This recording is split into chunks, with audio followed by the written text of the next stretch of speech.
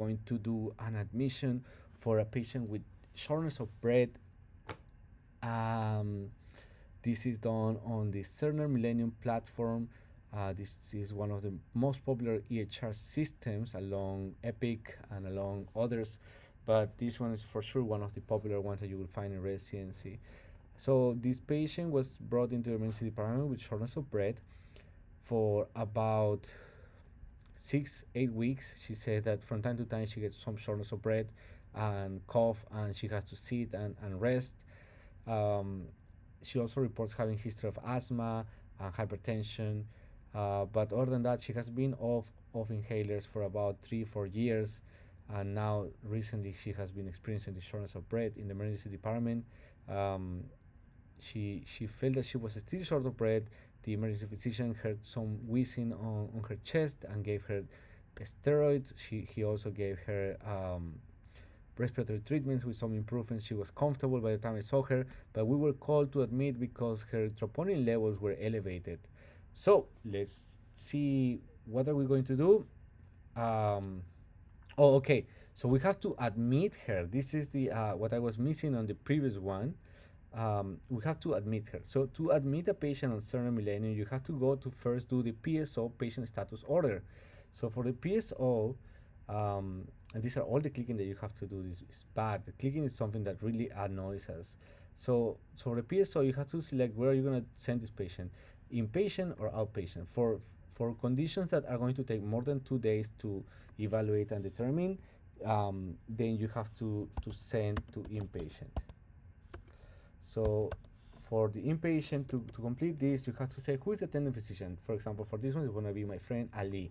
Reason for admission, I think, is NSTEMI. Level of care, this patient and STEMIs need cardiac monitoring, so they go to telemetry. Service line, telemetry, expand length of stay, at least 2 midnights. I don't know why service line has to be there if level of care is already saying telemetry, but the answer that we always get is because of the protocol, is because of the way it was designed, blah blah blah. So whatever. So hospital admission, chest pain. I think it's chest pain what we're dealing with. I think a chest pain equivalent like shortness of breath. But when I do the HMP, I will tell you more about why I think it's chest pain. So this patient, you have to always say if the patient resuscitation status is code, DNR, or full code. So for this one, it's full code, and then this one is pre-selected. These are just vital signs. This one is blood glucose monitoring. Then because she has oh no, she doesn't have diabetes. So go back on this one. We don't need this.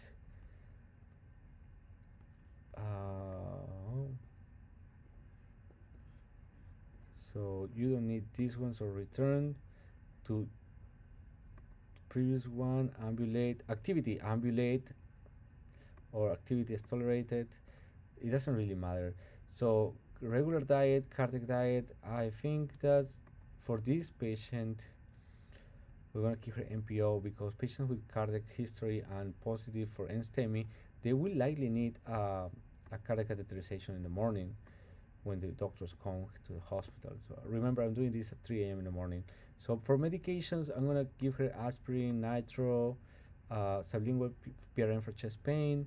Then we can add some morphine, just in case the pain is too strong.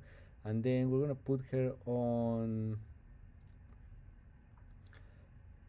part of the protocol is to do beta blockers, right? So you use a little beta blocker, and then Sofran, always order Sofran for your patients because they get nauseous in the hospital.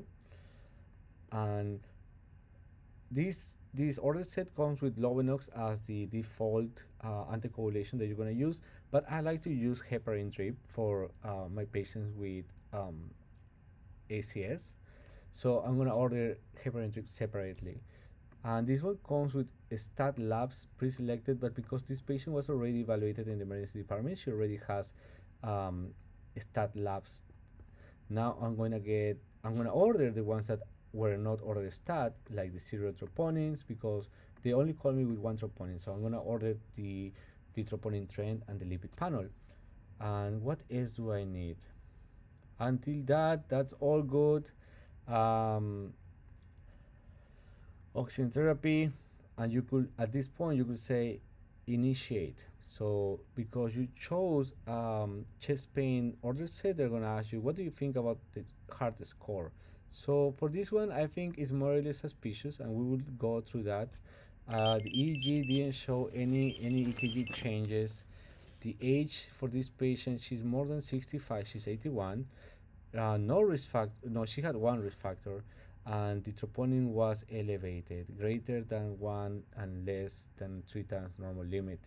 So I click on accept, the order set is completed, then sign, and sign again 2 times, and then clear whatever comes to you, and the initial admission orders are done. So you go to orders and see your patient has an admission order, which is the PSO order, and then you have the rest, your medications, your labs, all what you wanted to order on this patient. Now let's go through what was ordered on the emergency department. So the I ordered aspirin, ondansetron, metoprolol, and the ER doc ordered respiratory treatments, solumetrol, which is methylprednisolone, because he was thinking this is a case of asthma exacerbation. Why? Because the lady has asthma history. She did have some wheezing. So now let's do the note, admission note, and this is when you will understand more of what I did. So this is an 81-year-old female patient with past medical history of asthma and hypertension.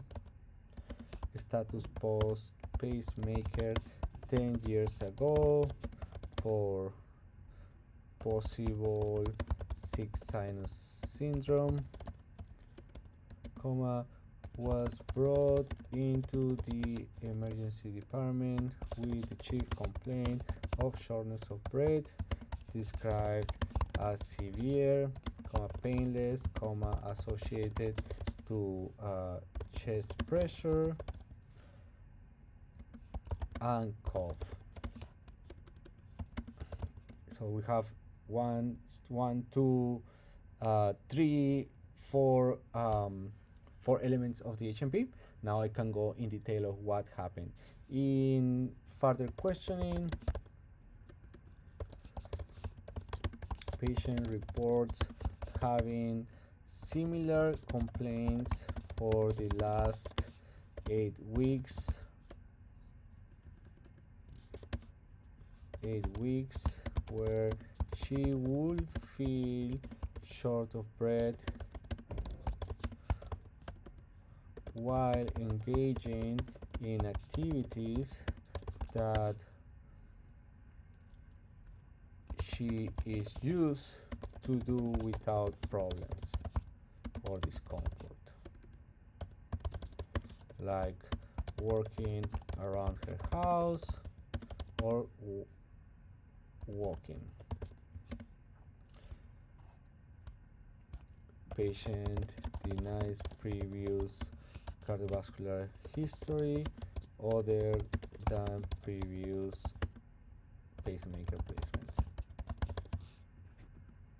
Social history. Social history denies smoking, comma, occasional drinking, but no, denies illegal drug use. Family history. Remember, do not say non contributory. You say family history is unknown maternal or paternal history. And then we go to the review system. I use my shortcut. 14-point review system was done. Okay, I wanted to add to the HPI that in the ER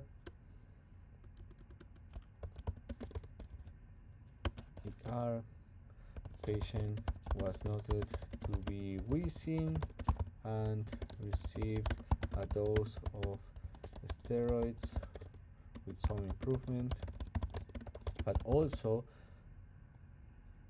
a set of troponin was elevated, raising concern for ACS. Pum. So we have now two things. The ER physician thinks is asthma exacerbation, and I think it's NSTEMI. So who is right? No one is right. These are two different opinions by two professionals. Now you have to substantiate your opinion. So for the physical exam, I'm just gonna say, I'm just gonna use my template, and I'm gonna say that the patient is distressed due to shortness of breath. And other than that, the rest of the physical exam was completely fine. And I'm gonna go to my diagnosis part. So here I'm gonna go off on everything I have. Assessment and plan. So problem number one, what's gonna kill the patient? Oh, okay, so let's go to the labs. Hemoglobin 15.2, then anything abnormal here? Nothing. Troponin 0.28, that's elevated. BNP elevated 271. And sodium 127, hyponatremia. Then glucose 180, elevated. Is that diabetes? She doesn't say she had diabetes. She did receive steroids, so it could be related.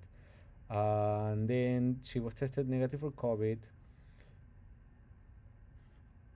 All right.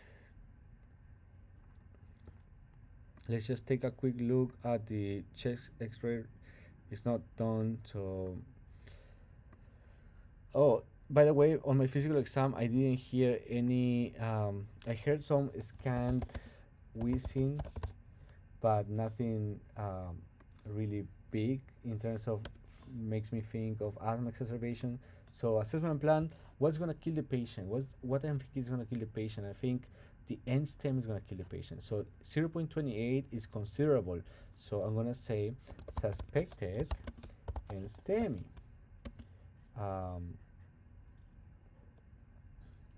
You can say open parenthesis based on initial elevated troponin and presenting history, close parenthesis. Number two, what else is abnormal? Elevated BNP, comma, ruled out CHF. Then hyponatremia. Then glucose of 180 is called hyperglycemia, comma, rule out diabetes mellitus. And then she's also a pacemaker patient, right? So we say status post pacemaker, likely due to sick sinus syndrome in the past. And hypertension. And so I want you to take a quick look again at the HMP. When she first came on admission, her blood pressure was 214/96. So a systolic that is that elevated, what is that called? If there's an organ damage, that's called hypertensive emergency. If there's no end organ damage, this is called a crisis, because it's possible that it will cause some damage, right? So choose one. I would say for this one, I could say hypertensive emergency with end organ damage being the troponin elevation. So plan, what's the plan? Admit to inpatient telemetry, continue ACS protocol with heparin, comma, aspirin, comma, nitroglycerin, comma, morphine, comma, beta blockers, and cardiac consultation in the morning.